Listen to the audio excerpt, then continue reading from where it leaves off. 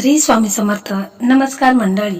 गुढीपाडव्याच्या तुम्हा सर्वांना हार्दिक शुभेच्छा. या गुढीपाडव्याच्या शुभ मुहूर्तावरती तुमच्याही मुलाचं, मुलीचं, भावाचं, बहिणीचं लग्न हे लवकरात लवकर हो एवढी स्वामीचरणी प्रार्थना करते. तर मंडळी, लग्नासंदर्भात आजचा हा व्हिडिओ आहे. तर आपण पाहतो आपल्या मुलांचं, मुलीचं किंवा भावाचं, बहिणीचं लग्न हे ठरत नाही. कोणतं ना कोणतं कारण निघून लग्न हे मोडत असतं. कधी कधी साखरपुडा होतो तरी देखील लग्न ठरत नाही. लग्नात बहुतेक समस्या ह्या गुरुग्रहामुळे होत असतात. आणि आजचा जो उपाय आहे तर आपल्याला गुरुग्रह हा मजबूत करायचा आहे आणि या संदर्भातच आजचा हा व्हिडिओ आहे. तर जगाचे पालनहार श्री हरी विष्णू यांचा हा उपाय आहे. हा उपाय आईने करायचा आहे. आईने फक्त हा अमृत कळश आहे तर तो एका ठिकाणी ठेवायचा आहे. तर असा उपाय तुम्हाला कोणी सांगितला नसेल, परंतु हा उपाय खूप असा प्रभावी आणि खूपच असा चमत्कारी उपाय आहे. तर यामुळे मुलांचं लग्न हे 100% होणारच आहे. फक्त मी जे सांगेल त्याप्रमाणे तुम्ही हा उपाय करायचा आहे. यामुळे तुम्ही इतर जरी उपाय केले असतील त्यापुढे हा उपाय खूपच असा प्रभावी आहे. या उपायामुळे मुलांचं लग्न हे 100% होणारच, याची मी तुम्हाला गॅरंटी देते. कारण गुढीपाडवा हा 3.5 मुहूर्तापैकी एक शुभ मुहूर्त आहे आणि त्यामध्ये गुरुवार देखील आलेला आहे. तर या दिवशी आपण हा उपाय करायचा आहे. तर पहा, मुले दिसायला छान आहेत, चांगला जॉब करत आहेत, तरी देखील लग्न त्यांचं ठरत नाही. कधी कधी साखरपुडा होतो किंवा कधी कधी लग्न ठरलेलं असतं तरी देखील लग्नामध्ये काही ना काही प्रॉब्लेम, काही ना काही समस्या, अडचणी हे उद्भवत असतात आणि मुलांचं लग्न हे ठरत नाही. त्याला सर्वात महत्वाचं कारण म्हणजे गुरुग्रह हा देखील मुलांच्या कुंडलीमध्ये मजबूत स्थानी असायला हवा. त्यामुळे लग्न लवकर ठरते. परंतु जर गुरुग्रह हा कमजोर स्थानी असेल तर मुलांचं लग्न हे लवकर जमत नाही. तर आजचा हा उपाय आहे तर आपल्याला गुरुग्रह हा मजबूत होणार आहे आणि यामुळे मुलांचं लग्न हे लवकरात लवकर ठरेल. तर हा उपाय आहे तर हा उपाय मुलाची आई करू शकते, बहीण करू शकते, काकी करू शकते, कोणीही हा उपाय करू शकतात किंवा स्वतः जर मुलं असेल तर त्यांनी देखील हा उपाय केला तरी देखील चालेल. कारण हा उपाय खूप असा प्रभावी आहे. श्री हरी विष्णू यांचा हा उपाय आहे. तर हा उपाय आपल्याला गुरुवारी करायचा आहे.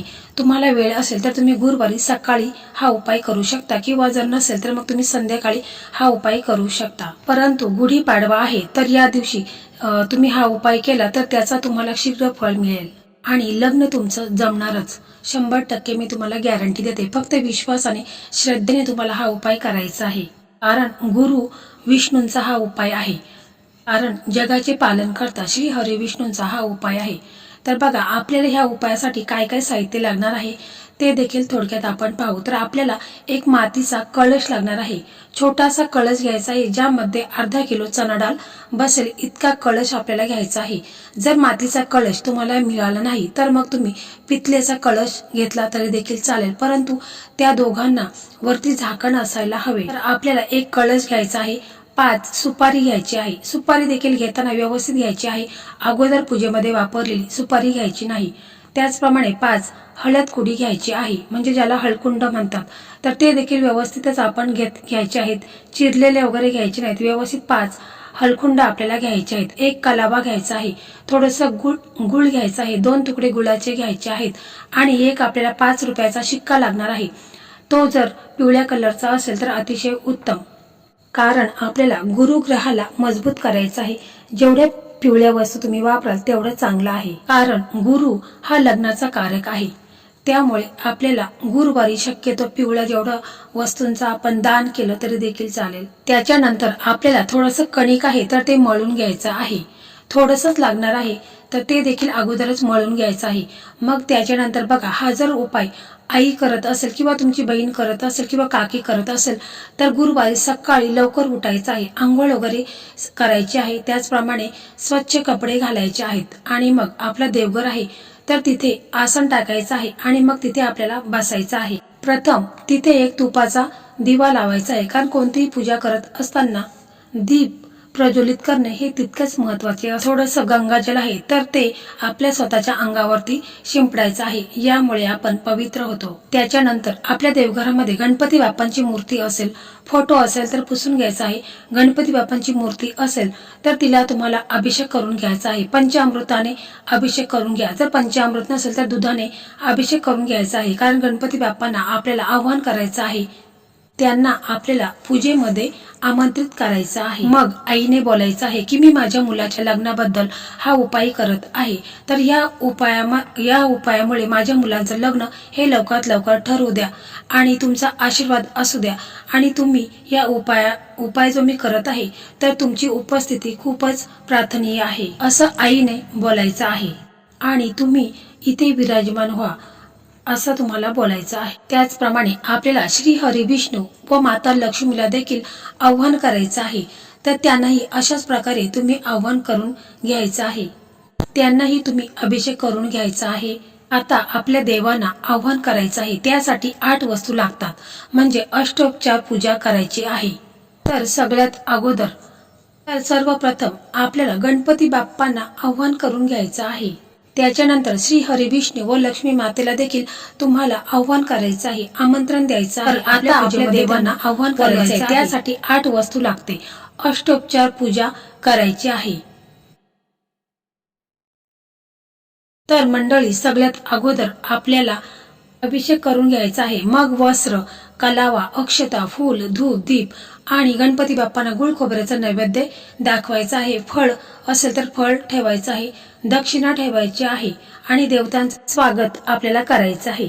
श्री हरी विष्णू माता लक्ष्मीचं आपल्याला स्वागत करायचं आहे, त्यांना आव्हान करायचं आहे। त्याच्यानंतर बघा, आपण जो कळश घेतलेला आहे तर त्या कळशावरती आपल्याला एक स्वस्तिक चिन्ह काढायचं आहे। स्वस्तिक हा मांगल्याचं प्रतीक आहे, तर स्वस्तिक आपल्याला व्यवस्थित काढून घ्यायचं आहे, अजिबात चुकायचं नाही। तर व्यवस्थित स्वस्तिक चिन्ह आपल्याला काढून घ्यायचं आहे। नंतर त्या कळशामध्ये आपल्याला अर्धा किलो चणा डाळ टाकायची आहे, 5 हळद कुडी टाकायची आहेत, 5 सुपारी टाकायची आहे, गुळाचे 2 तुकडे टाकायचे आहेत, 5 रुपयाचा शिक्का जो पिवळा असेल तो आपल्याला टाकायचा आहे, 1 कलावा टाकायचा आहे। त्याच्यानंतर आपण जी कणिक मळलेला आहे तर त्या कणिकेच्या साह्याने आपण त्या कळशावरती झाकण आहे तर तो पॅक करून घ्यायचा आहे। त्याच्यानंतर कळशाला आपल्याला धूप दीप दाखवायचा आहे, अगरबत्तीने ओवाळायचा आहे आणि त्याच्यावरती एक फूल ठेवायचं आहे।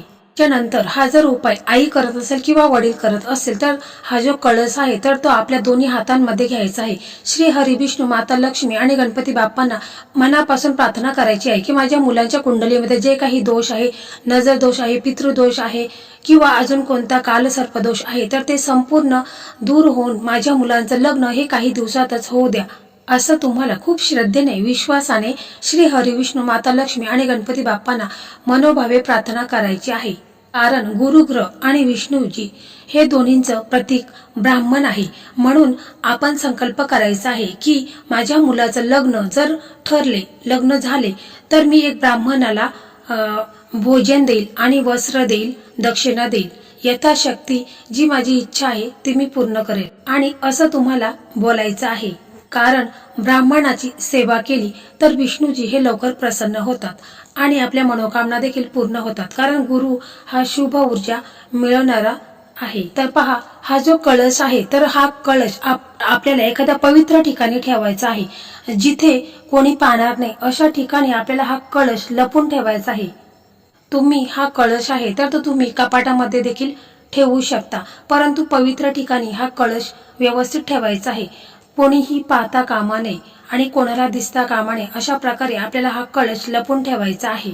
आणि मग बघा, ज्या वेळेस मुलांचे लग्न होईल त्यावेळेस किंवा लग्न ठरलं किंवा जमलं तरी देखील आपण हा कळश आहे तर तो कळशामधला जे वरती आपण कणिक लावलेला आहे तर ते काढायचं आहे, झाकण काढायचं आहे आणि हा जो कळश आहे तर तो आपल्याला विष्णूंच्या श्री हरी विष्णूंच्या मंदिरामध्ये ठेवून यायचा आहे।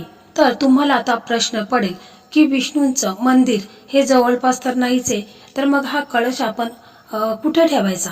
तर बघा, हिंदू धर्मात मान्यतेनुसार भगवान विष्णूंचे 10 प्रमुख अवतार आहेत, म्हणजे त्यापैकी भगवान श्रीराम हे 7वे अवतार मानले जातात आणि श्रीराम हे मर्यादा पुरुषोत्तम म्हणून ओळखले जातात।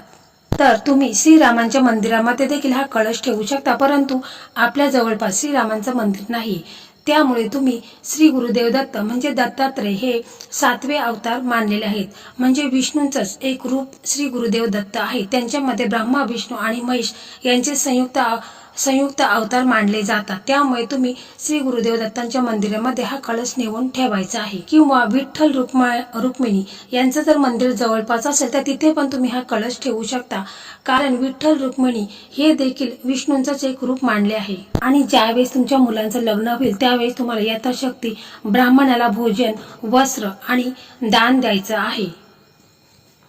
त्याचप्रमाणे तुम्ही हा उपाय करत असताना जर तुमची मुलं कुठं दूर राहत असतील तर तुम्ही व्हिडिओ कॉल करायचा आहे आणि मुलांना हे सर्व म्हणजे जिथे कुठे आपल्याला प्रार्थना करायची आहे, नमस्कार करायचा आहे, तर ते व्हिडिओ कॉल करून त्यांना हे पाहायला लावायचं आहे आणि पूजेचा त्यांना लाभ होईल। परंतु गुरुवारी मुलांनी आंघोळीच्या पाण्यामध्ये चिमूटभर हळद टाकून आंघोळ करायची आहे, हळदीचा टिका लावायचा आहे। त्याचप्रमाणे गुरुवारी पिवळे वस्त्र घालायचे आहेत, किंवा तुम्ही पिवळा रुमाल वापरला तरी देखील चालेल। त्याचप्रमाणे सूर्यदेवांना अर्घ्य देता वेळेस तुम्हाला त्या पाण्यामध्ये म्हणजे जो लोटा आपण पाण्याने भरलेला घेतो त्यामध्ये चिमूटभर हळद टाकायची आहे। यामुळे मुलांच्या लग्नात कोणतेच अडथळे येत नाहीत आणि लग्न हे व्यवस्थित पार पडतं। तर मंडळी, अशा प्रकारे आजचा हा व्हिडिओ होता। हा व्हिडिओ तुम्हाला कसा वाटला कमेंटमध्ये नक्की सांगा। व्हिडिओ आवडला तर तुमच्या मित्रमैत्रिणींना शेअर करा। ज्यांचं लग्न ठरलेलं नसेल तर हा उपाय करून त्यांचंही लग्न लवकरात लवकर ठरेल आणि लग्न होणारच ही 100% मी गॅरंटी देते। श्री स्वामी समर्थ, जय जय स्वामी समर्थ।